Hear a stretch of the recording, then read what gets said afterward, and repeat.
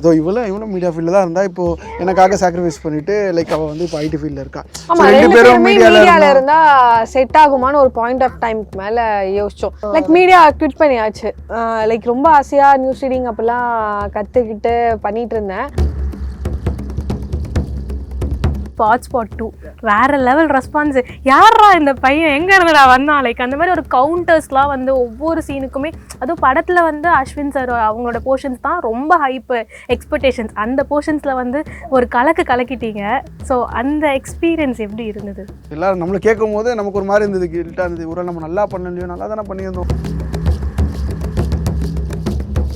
விஷால் சாருக்கு வந்து அனகொண்டான்னு கலாச்சாங்க.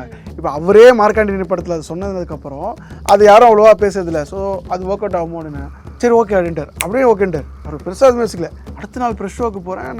நான் அந்த பைட்ஸ்லாம் கொடுப்பாங்களா அந்த இடத்துக்கு போகிறேன். ஒரு கை மட்டும் பிடிச்சி வலிக்குது. பார்த்தா அஸ்வின் ப்ரோ, டேய் என் ஃப்ரெண்ட்ஸ்ரா உன்னை தான் நான் பார்க்கணுன்றாங்க. எதுக்கு அடிக்கடிக்க போகிறாங்களா? இப்போது புதிய அறிமுகம் ஆச்சி ஹோட்டல் சாம்பார் 50 கிராம் ரூபாய் 20 மட்டுமே. கப்பிள்ஸ்குள்ள வந்து ஒரு அண்டர்ஸ்டாண்டிங் வந்து 2 பேருக்குமே இருக்கணும்னு சொல்லுவாங்கல்ல. உங்களோட கரியர் உங்களுக்கு, இவங்களோட பேஷன் இவங்களுக்கு அப்படின்னு. நீங்க 2 பேரும் அந்த ஒரு விஷயத்துக்காக ரொம்ப சாக்ரிஃபைஸ் பண்ணதுன்னா என்னவா இருக்கும்? இல்லை அது நான் சொல்றதை விட இவன் சொல்றது தான் கரெக்டாக இருக்கும். சொல்லு. சின்னதாக சொல்கிறது கெரியர் தானே. எல்லாரும் சொல்லுவாங்க நான் இவ்வளோ கஷ்டப்பட்டேன் அவ்வளோ கஷ்டப்பட்டேன் சினிமாவுக்கு வரத்துக்கு. எல்லாருக்கும் கஷ்டம். இப்போ இந்த இடத்துக்கு போகணுன்னா இந்த கஷ்டம்லாம் சபரிமலைக்கு போகணுன்னா கல் முள்ளும் மிதிச்சு தான் ஆகணும். அதை வந்து சொல்லணும்னு தேவையில்லை. எனக்கு அந்த கஷ்டம் இருந்தது. பட் அந்த கஷ்டம் இருக்குன்னு தெரிஞ்சு தான் நான் அந்த கெரியரே சூஸ் பண்ணேன். ஸோ கஷ்டப்படுறேன் அப்படின்றது வந்து எனக்கு புரியல. அடுத்த லெவலுக்கு போகணுன்னு ஆசை இருக்குது. நான் என்னோடய ஹார்ட் ஒர்க்கு என்னோடய டெடிக்கேஷனுக்காக இன்னும் இந்த லெவலில் இருக்கனேன்ற ஒரு கஷ்டமும் ஏக்கமும் இருக்குது. தாண்டி நான் இது வரைக்கும் கஷ்டப்பட்டு வந்தேன்றது ஓகே தான். கஷ்டப்பட்டேன், எல்லாரும் கஷ்டப்பட்டேன். பட் அது ரொம்ப டீட்டெயிலாக நான் இது கஷ்டம் வந்து சந்தோஷமாக தான் இருந்தது எனக்கு. அதாவது எல்லாருக்குமே அவங்க நினச்ச வேலையை செய்கிறதே பெரிய விஷயம். சில பேர் ஏதோ இவளும் மீடியா ஃபீல்டில் தான் இருந்தால் இப்போ எனக்காக சாக்ரிஃபைஸ் பண்ணிட்டு லைக் அவள் வந்து இப்போ ஐடி ஃபீல்டில் இருக்கா. ரெண்டு பேரும் மீடியாவில் இருந்தால் செட் ஆகுமான்னு ஒரு பாயிண்ட் ஆஃப் டைம்க்கு மேலே யோசிச்சோம். ஸோ 2 பேருமே அன் டைமில் வந்துட்டு ஃபினான்ஷியலாக இருக்காது.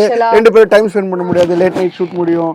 ஸோ 2 பேருக்குமே அப்படி இருந்துச்சுன்னா ஒர்க் அவுட் ஆகாது அப்படின்னு சொல்லிட்டு ஃபினான்ஷியலாகவும் சப்போர்ட் பண்ணா அவள் எனக்கு அப்படின்னு சொல்லிட்டு அவள் மீடியா குவிட் பண்ணியாச்சு. லைக் ரொம்ப ஆசையாக நியூஸ் ரீடிங் அப்பெல்லாம் கற்றுக்கிட்டு பண்ணிட்டு இருந்தேன், ஆங்கரிங் பண்ணிட்டு இருந்தேன். பட் ஒரு சர்டன் பீரியட் ஆஃப் டைம் மேலே 2 பேரும் சேர்ந்து உட்காந்து ஓகே எனக்கு முன்னாடியே இவங்க ரொம்ப இயர்ஸ் மீடியாவில் இருக்கிறதுனால நீ கண்டினியூ பண்ணு, நான் டிசைனிங் கற்றுட்டு அப்படியே ஐடி ஃபீல்டில் போகிறேன் அப்படின்னு. ஸோ அது வந்து ஒரு பெரிய சாக்ரிஃபைசேஷன் தான். ஸோ அந்த மாதிரி பிடிச்ச வேலையை செய்யாமல் கிடைச்ச வேலையை செய்கிறவங்க முதல்ல பிடிச்ச வேலை செய்யறதுக்கு அதுக்கு சப்போர்ட் பண்ணுற ஃபேமிலி இருக்கிறதும் பெரிய விஷயம். 2 சைடுமே எங்கள் அப்பா அம்மாவும் இத்தனை வருஷமாக சப்போர்ட் பண்ணுறாங்க. லைக் 15 இயர்ஸ் கிட்ட ஆச்சு. 15 இயர்ஸ் 2012 பாஸ் அவுட் ஆனேன். ஸோ 14 இயர்ஸ் ஆயிடுச்சு. ஸோ 14 இயர்ஸாக எங்கள் வீட்டில் வந்து ஓகே நீ நினச்சது பண்ணு, உனக்கு எவ்வளோ கிடைக்குதோ கொடு அப்படின்னு தான் லைக் சப்போர்ட் பண்ணியிருக்காங்க. ஒய்ஃபும் அப்படி தான் எல்லாத்தையும் சப்போர்ட் பண்ணாங்க. லைக் எங்களோட மோட்டோவே அதான், க்ரோ டுகெதர். தனியாக நீ கஷ்டப்பட்டு எனக்கு எல்லாத்தையும் வாங்கி கொடுக்க தேவையில்ல, நானும் கஷ்டப்பட்டு எல்லாமே உனக்கு வாங்கி கொடுக்க தேவையில்ல. 2 பேரும் சம்பாதிப்போம், 2 பேரும் ஈக்குவல். கார் வாங்கணும், 2 பேரும் கார் வாங்கணும். இனிஷியல் வந்து ஒரு 2,50,000 நான் 1.25 தரேன், நீ 1.25 போடு. So equal share. ஃபோன் வாங்கினா நான் இப்போ 60,000 ஆகுதா, நீ 30,000 கொடு, நான் 30,000 கொடுக்குறேன். ஸோ இப்படி தான் 2 பேரும் லைக் எல்லாத்துலையும் ஈக்குவல் எல்லாமே ஈக்குவல் தான். சும்மா ஒரு படத்துக்கு போகிறோம், சாப்பிட போகிறனால எவ்வளோ ஆச்சு, 2,000 ரூபாய் ஆச்சு. சேர்ந்தா என் பங்கு 1,000 ரூபாய், என் பங்கு 1,000 ரூபாய். ஸோ அப்படிதான் கூட எந்த ஒரு பிரச்சனையும் பிரச்சனையே கிடையாது. லைக் அதுதானே அண்டர்ஸ்டாண்டிங். இப்போ 2,000 ரூபாய் செலவாச்சு, நாளைக்கு நான் திருப்பி என்கிட்ட கையில் காசு இல்லாமல் இருப்போம்ல. இப்போ 1,000 ரூபாய் கொடுக்கும்போது ஆஹா சூப்பர் நம்ம பொண்டாட்டி நம்ம கொடுக்குறாளே அப்படின்னு இருக்குல்ல. அந்த இதுதான் 2 பேருக்குமே ஃப்ரெண்ட்ஸ் மாதிரி தான் கிட்டத்தட்ட. ஸோ அடிச்சுப்போம், சேர்ந்துப்போம், பொசசிவ் ஆகும், ஈகோஸ் இருக்கும், எல்லாமே இருக்கும். அது எண்ட் ஆஃப் த டே அது பேசி முடிச்சுட்டு மனசு பேக்கேஜ் மட்டும் வச்சுக்க மாட்டோம். அது வச்சு யாரும் வச்சுக்காம இருந்தா பெட்டர். மனசுல இருக்க சொல்லிட்டா கூட மேபி அவங்க அண்டர்ஸ்டாண்ட் பண்ணி அந்த மொமெண்ட்ல பேசி அந்த மொமெண்ட்ல நீங்க சால்வ் பண்ணிட்டாலோ என்ன வேணா அடிச்சுக்கோங்க. பட் அது முடிஞ்சிருச்சு, அந்த பிரச்சனை முடிஞ்சிருச்சு அப்படின்னா அதோட விட்டுறணும். அதை கேரி பண்ணிட்டு போனாதான் நிறைய ரிலேஷன்ஷிப் ஃபெயில் ஆகுறது. ஆமா, இன்னைக்கு நடத்துற விஷயத்த இன்னையோ முடிச்சிடணும். அதை திருப்பி நாளைக்கு சொல்லும் போது அன்னைக்கு நீ அப்படி பண்ணீங்கன்னா ரெண்டு பேரும் திடீர்னு வந்து ஒரு லவ் பிலாசபர்ஸா மாறி ரியாலிட்டி ரியாலிட்டி இதுதான் இப்ப இருக்க நிறைய பேர்கிட்ட ப்ராப்ளமே இதுதான் இந்த பிரச்சனையை கேரி அவுட் பண்ணிடுறது. அது ரெண்டு பேரும் கேஷுவலா ஹேண்டில் பண்றாங்க. சொல்லி மூஞ்சிக்கிட்டாரு என்ன மேக்கப் போட்டுருக்கு எனக்கு பிடிக்கல அப்படின்னா என்ன சொல்லுவா, உனக்கு இதுவா இருக்கு அதனால பிடிக்கல, நிஜமா நீ பாரு நீ மேக்கப் பாரு கண்ணாடி பாருன்னா ஆமா பிடிக்கல. ஸோ சொன்னாலே ஒருத்தவங்க புரிஞ்சுப்பாங்க. சில பேர் சொல்ல மாட்டாங்க, அவங்க திட்டுவாங்களோ அவங்க தப்பா நினைச்சுப்பாங்களோ. சரி எல்லாருக்கும் எல்லா கிட்டையும் நல்லவனா இருக்க முடியாது. இப்போ நான் எல்லாருக்கிட்டையும் நல்லவனா நினச்சேன்னு வச்சுக்கோங்களேன், அது எனக்கு பேக் ஃபயர். எனக்கு நீ யாருக்கிட்டையாவது நீ கெட்டவனா இருந்து தான் ஆகணும். ஸோ அதுக்கு நம்ம ஓப்பனாக உண்மையை சொல்லிட்டு போயிடலாமே, அவ்வளோதான். அப்படிதான் ரெண்டு பேரும் அப்படியா என்னடா ட்ரெஸ் போடுறேன் நல்லாவே இல்லை, ஒரு டிஷர்ட் போடுவேன் அந்த ஃபுட்பால் ஜெர்சி, நீ இதை போட்டால் நான் வெளியே வர மாட்டேன்னு உட்காந்துருவா.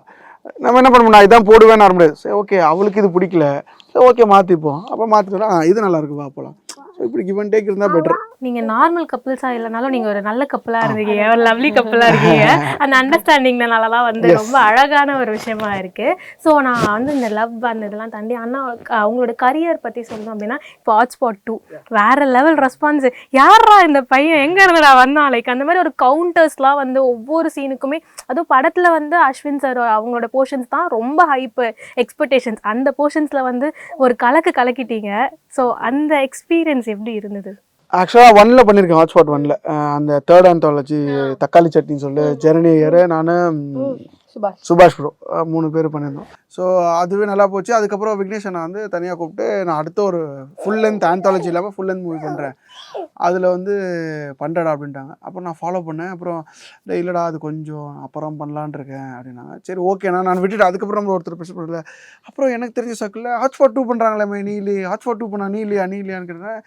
என்னது இது எல்லோரும் நம்மளை கேட்கும் போது நமக்கு ஒரு மாதிரி இருந்தது, கில்ட்டாக இருந்தது. ஒரு நம்ம நல்லா பண்ணலையோ, நல்லா தானே பண்ணியிருந்தோம் ஒன்லையும், ஃபோன் பண்ணலாம் அவ்வளோ பாராட்டினார் அண்ணன் அப்படின்னு.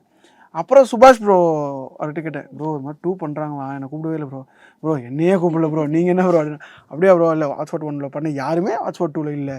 ஆமா ஆதித்ய பாஸ்கர் மட்டும்தான் இருந்தாரு. அப்போ கேஸ்டிங்கில் நான் இல்லை. அப்புறம் நான் விட்டுட்டேன். சரி இதுக்கு மேலே நம்ம வந்து ஒரு டேரக்டர் வந்து நம்ம ஆனால் நான் இப்போ இருக்க க்ளோஸ் அளவுக்கு அப்போ விக்னேஷன் ஆகிட்ட க்ளோஸ் இல்லை, இப்போ ரொம்ப க்ளோஸாக இருக்கேன்.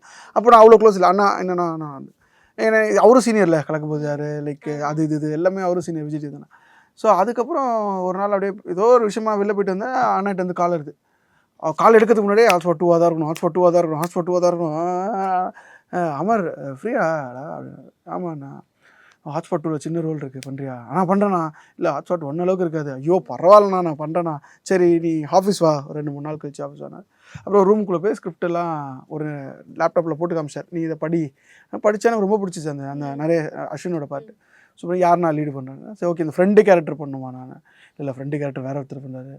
அப்படியே உடஞ்சிட்டு எதிர்ப்பு. அப்புறம் எதுக்கு நான் கூப்பிட்டீங்க, ஒரு டைலாக்ஸுக்கு மட்டும் கூப்பிட்றேன், நான் பேசிக்கலாக ரைட்டர் வேறு. ஸோ டைலாக்ஸ் மட்டும் கூப்பிட்றாரு போல அண்ணன். இல்லைடா இதில் இன்னொரு கேரக்டர் நீயே இப்போ இன்வால்வ் பண்ணிக்கலாம், நம்மளே பேசலாம் அப்படின்னா.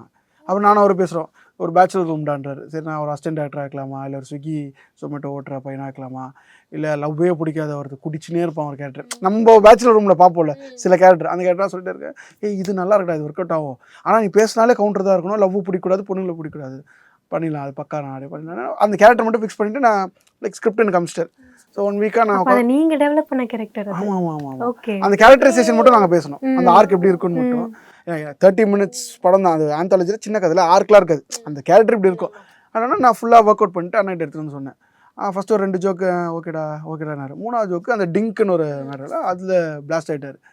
சரியான கவுண்டரா அப்படின்னு. அதுக்கப்புறம் ஃபுல்லாக பிளாஸ்ட் ஆகிட்டு ரொம்ப பிடிச்சிச்சு. சரி வா நீ வா நம்ம ஒரு கஃபேல மீட் பண்ணுவோம். அப்படியே காஃபி ஷாப்பில் மீட் பண்ணி ஃபஸ்ட்லேருந்து திருப்பி ஒர்க் பண்ணுவோம். அப்போ தான் அஸ்வின் அவர் டைலாக் அந்த கதை பிடிக்கல நான் தூங்கினேன், அதெல்லாம் நான் சொன்னேன், நான் இது போடலாமா, எனக்குள்ளேயும் இந்த டைலாக் வைக்கணும்னு இருக்குது, ஆனால் எங்கே ப்ளேஸ் பண்ணுறது தெரியலடானாரு. ஆனால் இப்படி ப்ளேஸ் பண்ணிக்கலாம் அப்படின்ட்டு ப்ளேஸ் பண்ணியே முடிச்சிட்டோம். அவரில் இன்னும் கவுண்டர் போடுறா. ஆனால் போதும், நான் ஆடியன்ஸ் ஒரு மாதிரி யாரா அவன் வந்துகிட்டே இருக்காங்க, டே நிறைய ஸ்பேஸ் இருக்கா போகிறான். ஆனால் நான் அவர் போட சொல்கிறாரு, எல்லாத்தையும் போட்டு ஃபில் பண்ணுறேன். வேணாண்ணா நான் ரொம்ப ஒரு வேர்டு ஒன் வேர்ட் இருக்கும் வேணாண்ணா அப்படின்னோடனே டே இல்லைடா அப்படின்ட்டு வலிக்கட்டாயமாக ஃபுல் லென்த்லேயே கிளாஸ் வரைக்கும் போட சொன்னார். அப்புறம் அஸ்வின் ப்ரோ கிட்ட சொல்லும் போதும் 2 பேரும் பயந்துட்டு இருந்தோம். ஆமா அதே அவர் எப்படி அக்செப்ட் பண்ணிக்கிட்டாரு ஃபர்ஸ்ட் நீங்க சொல்லுங்க. நாங்க 2 பேரும் பயந்துட்டு இருந்தோம், என்னடா பண்ண போறோம், ஃபர்ஸ்ட் டைலாக்கே ஒன்று இதுதான். இதே இப்போ நீங்க பேசுறீங்க ஃபர்ஸ்ட் டைலாக் அப்பவே 1 மோர் அப்படின்னா உங்களுக்கு கான்ஃபிடென்ட் ஓட இல்லை, அந்த மாதிரி தான் ஃபஸ்ட்டு டைலாக் என்ன சொல்ல போகிறாரு அப்படி பேசிட்டே இருந்தோம். அப்புறம் விக்னேஷனை தான் ஆரம்பித்தார். இது மாதிரி நம்ம படத்தில் நிறைய செல்ஃப் ட்ரால் இருக்கும் பிரதர், ஃபஸ்ட்டு 2 ஸ்டோரி பார்த்துருப்பீங்களா, ஆல்ரெடி தம்பி ராமையா சார் கதெல்லாம் ஆல்ரெடி எடுத்துட்டாங்க. ஸோ அதெல்லாம் அஸ்வின் ப்ரோக்கு போட்டு காட்டாங்க, இப்படி தான் இருக்க போகுது விஷுவலான்ட்டு. அதில் நிறைய செல்ஃப் ட்ரால்ஸ் இருந்ததில்ல.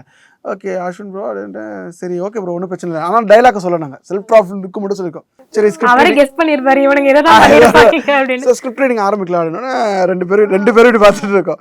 இதே படித்தோன்னே இது ஓகேவா ப்ரோ அப்படின்னா ஒரு ஐயோ சார் இல்லை ப்ரோ செல்ஃப் ட்ரால் வந்து இப்போது நம்ம விஷால் சாருக்கு வந்து அனகொண்டான்னு கலாச்சாங்க. இப்போ அவரே மார்க்காண்டினி படத்தில் அது சொன்னதுக்கப்புறம் அது யாரும் அவ்வளோவா பேசுறதில்ல. ஸோ அது ஒர்க் அவுட் ஆகுமோன்னு சரி ஓகே அப்படின்ட்டார். அப்படியே ஓகேன்ட்டார். அவர் பெருசாக அது மியூசிக்கில் அப்படி ஓகேன்னா எனக்கும் விக்னேஷனாக்கும் பயங்கர காட்ட முடியல. அது வேறு மாதிரி ஒரு சந்தோஷம். அப்புறம் ஃபுல்லாக சொல்லவுடனே 2-3 இடம் இந்த இடம் சூப்பராக இருக்காருன்னா விக்னேஷனா சொன்னது அமர் தான் ஒர்க் பண்ணாரு சூப்பர் ப்ரோ அப்படின்னா நான் பேசினேன். எப்படி ப்ரோ இருக்கீங்க, நல்லா இருக்கீங்களா ப்ரோ, ஜீல ஒரு வாட்டி இந்த கெட்டப் போட்டு அவர் வீடியோ காமிச்சேன். Okay bro. அப்புறம் அவர் சொல்கிறார் விக்னேஷன் நல்லா பண்ணுவா போகிற அப்படின்னு. அவர் அந்த லேடி கெட்டப்லாம் போட்டு ஒரு 2 hours ஹோல்ட் பண்ணார் ஆடியன்ஸை. ஸோ அவர் கொஞ்சம் பண்ணுவார் அப்படின்னு சரி 2 பேரும் மீட் பண்ணி அப்புறம் படம் ஆரம்பிக்கல. அதுக்கப்புறம் ஐயா நான் டெய்லி மெசேஜ் பண்ணா என்னைக்கு நான் சொல்லி அமர் சொல்லுவாங்கன்னே சொல்லிட்டு இருப்பார். டக்குன்னு ஒரு நாள் லைக் ஸ்டார்ட் ஆச்சு. படம் முடிஞ்சு ஆடியன்ஸ்க்கு முன்னாடியே விக்னேஷ் அண்ணாவோட ஃப்ரெண்ட்ஸ்லாம் நிறைய பேர் பார்த்துட்டு நைட்டு எனக்கு 2 மணிக்கெலாம் ஃபோன் அடிப்பாங்க. ப்ரோ வேறு மாதிரி பண்ணியிருக்க ப்ரோ நீ ப்ரோ இந்த படம் பாரு ப்ரோ உனக்கு வேறு லெவலில் இருக்கும். யார் ப்ரொடியூசரு, டேரக்டரு, கேமராமேன் ஜோசப், ஆனால் சூப்பராக பண்ணியிருக்கேண்ணா நீ. நீங்கள் ஒரு டிரெக்டர் ஆகணும்னு ஆசை இருக்கேன். ஏன்னா ரைட்டராக இருந்திருக்கீங்க, நிறைய ஏடியாவுமே ஒர்க் பண்ணியிருந்திருக்கீங்க. எல்லா வேலையும் செஞ்சுட்டேம்மா. ப்ரொடக்ஷனில் தண்ணி முதல் கூட கொடுத்துட்டேன் சினிமாவில். ஏன்னா இது விட்டு எனக்கு வேறு வேலை தெரியாது. என்ன வேலை நான் தட்டு எடுக்கணும்னா கூட நான் எடுப்பேன் அந்த சினிமாவில். ஆனால் அது மட்டும் தான் எனக்கு தெரியும். மற்றபடி வெளியில் விட்டிங்கன்னா ஒன்றுமே பண்ண முடியாது. சினிமா தவிர வேறு எதுவுமே தெரியாது. அதான் உங்களை சினிமா விடலன்னு நினைக்கிறேன். ஏன்னா ஒன்று நீங்கள் வெளியே போகலான்னு யோசிக்கும் போது இந்த வச்சுக்கோ இந்த கேட்டேன் வந்து பண்ணிடுச்சு. உண்மையிலே கரெக்ட். ஆக்சுவலாக எப்படின்னா உண்மையிலே ஐயோ இன்னும் ஒர்க் அவுட் ஆகல வெளியில் போகலான்னு போது ஒன்று வரும், ஒன்று வந்து கொடுத்துருக்கோம். திருப்பி ஒர்க் அவுட் ஆகலே வெளில போகும்போது ஒன்று இருக்கும். ஸோ இந்த 15 வருஷமாக அப்படி தான் இருக்கும். அது வெளியில் போகலாம் இல்லை வேறு ஏதாவது ஒன்று சைடில் பண்ணலாம், மீடியா விட வேணாம் சைடில் தான் பண்ணலாம் அப்படின்னும் போது இல்லை வா உனக்கு ஆசை காட்டுறேன் வா அப்படின்ற மாதிரி கொடுக்குறேன். ஓகே, இதுவுமே வந்து நீங்கள் எப்போவுமே சினிமா அப்படின்றது லவ்வை விடாமல் இத்தனை வருஷம் பண்ணிட்டு இருக்கிறது. இன்னும் நாங்கள் அமரனை வந்து ஒரு best comedian of the year like அந்த மாதிரி நிறைய ரெகக்னைஸ் பண்ணுறோம்ல, காமெடிஸ் கவுண்டர்ஸை என்ஜாய் பண்ணுறோம்ல. இப்போ அது ரொம்ப கம்மியாயிடுச்சுன்னு நினைக்கிறேன். ஏன்னா பழைய படங்களில் நம்ம நிறைய பேரோட கவுண்டர்ஸை வந்து என்ஜாய் பண்ணியிருக்கோம். காமெடியன்ஸே கம்மியாயிட்டாங்க. அந்த ஒரு காமெடியன்ஸே காமெடியன்ஸே எல்லாம் ஹீரோ ஆகிட்டாங்க, சில பேர் வேறு இதில் பிஸி ஆகிட்டாங்க. ஸோ காமெடியன்ஸே கம்மியாயிட்டாங்க. ஸோ இப்போ வந்து ஒரு ஃப்ரீ ஸ்பேஸ் இருக்குது. என்கிட்ட ஹாட்ஸ்பாட் பார்த்து நிறைய பேர் சொன்னது தான், நிறைய ஒரு ஃப்ரீ ஸ்பேஸ் இருக்குடா, இப்போ நீ யூட்டிலைஸ் பண்ணிட்டேன்னா அந்த இடம் ஃபில்அப் பண்ணலாம் அப்படின்னு. ஸோ கடவுளும் சினிமாவும் தான் இது உங்கள் காலம் கவலை இறங்கி ஆடு அப்படின்ற மாதிரி தான் ஒரு ஜோன் இருக்குது. இந்த மாதிரி நிறைய நம்ம சொன்ன மாதிரி மிஸ் பண்ணுறோம் அந்த கவுண்டர்ஸ், அந்த காமெடி சென்ஸ் எல்லாத்தையுமே. கவுண்டர்ஸ் காமெடிஸ்லாம் பார்க்குறோம், பட் அது ஜென்யூனாக நம்ம அதை ஃபீல் பண்ணி சிரிக்கிறோமானா இல்லை. எங்களை மாதிரி சில இது பர்சன்ஸால் மட்டும்தான் அது இப்போ நடந்துட்டுருக்கு. ஸோ அதை அழகாக இன்னும் பண்ணிகிட்டே இருங்க அப்படின்றது தான் ஒரு ரெக்வஸ்ட்டாக இருக்கும்னு நினைக்கிறேன். இல்லை எல்லாருமே கதையோட காமெடி எதிர்பார்க்குறாங்க. தனி ட்ராக் காமெடி இப்போ போயிடுச்சு. கதையோட வா காமெடி அது தனியாக, அது எதுக்கு? ஸோ மேபி சினிமா எவால்வ் ஆகிறத விட ஆடியன்ஸ் நிறைய எவால்வ் ஆகிட்டாங்க. ஒரு தெருவில் இன்றைக்கி வந்து சினிமா கவுண்டமணி சார் ஒரு ப்ரெஸ்ஸில் சொல்லியிருப்பார், படம் பார்க்க வரவனோட எடுக்க வர அதிகமாகிட்டான் அப்படின்ற மாதிரி சொல்லியிருப்பார். ஸோ அதுதான் இப்போ தெருக்கு ஒரு செலிபிரிட்டி இருக்காங்க, YouTube celebrity, Instagram celebrity, TV celebrity, படம் செலிபிரிட்டி. ஸோ அப்படி இருக்காங்க. ஸோ இப்படி ஃபாஸ்ட்டாக ஆடியன்ஸ் எவால்வ் ஆகிட்டு இருக்கும்போது அவங்க என்ன கேட்குறாங்க, கதையோட வா, எது சொன்னாலும் கதையோட வா, அதை விட்டு வெளியில் போகாதீங்க, அவையவா இருக்குது, எல்லாம் ரொம்ப டீகோட் பண்ணுறாங்க இப்போது. ஸோ அந்த சென்ஸில் ஒர்க் பண்ணாலே நம்ம ஒன்றும் இல்லை, ஆடியன்ஸ்க்கு பிடிச்ச சென்ஸ் எதுன்னு ஒரு மீட்டர் இருக்கும், அதில் போனாலே அப்படியே போயிடலாம். அக்செப்ட் பண்ணும் ஆடியன்ஸ், அக்செப்ட் பண்ணிட்டாங்கன்னா சிரிச்சிருவாங்க. கண்டிப்பாக அந்த அக்செப்டன்ஸ் வந்து ஸ்டார்ட் ஆகிருக்குன்னு நினைக்கிறேன். ஸோ அது கண்டினியூ ஆகணும். இன்னும் நிறைய படங்களில் நாங்கள் உங்களை பார்க்கணும். உங்களோட விஷஸ் எல்லாமே வந்து அடுத்தடுத்து வந்து நடந்துகிட்டே இருக்கணும். இதே மாதிரி ஒரு ஹாப்பி கப்புள்ஸாக சொல்லுவாங்கல்ல, சில பேரை பார்க்கும்போது நல்லா இருக்காங்க, நான் சொன்ன மாதிரி ஸ்டார்டிங் சொன்ன மாதிரி தான், ஆனால் பேசி முடிக்கும் போது இது நல்லா இருக்குடா, லைக் அந்த மாதிரி ஒரு ஜோன் இருக்குது. இவங்க கப்புள் ஃபீல், அந்த ஒரு லவ் பண்ணுறாங்க, லைக் ரொம்ப லவ் பண்ணுறாங்க அப்படிலாம் இல்லாமல் இவங்க லவ் பண்ணுறாங்கடா, அழகாக இருக்குடா, லைக் அந்த மாதிரி ஒரு ஜோன் இருக்குது. ஸோ இதுவுமே வந்து எந்த ஒரு நீங்கள் சொல்கிற மாதிரி தான், எந்த ஒரு இது நடந்தாலும் end of the day okay அவ்வளோதான் அப்படின்ட்டு வந்து ஜாலியாக ஃபன்னாக இருங்க, இதே மாதிரி எப்பயுமே இருங்க அப்படின்றது தான். தேங்க்யூ அண்ணா. தேங்க்யூ. இப்போது புதிய அறிமுகம் ஆச்சி ஹோட்டல் சாம்பார் 50 கிராம் ரூபாய் 20 மட்டுமே.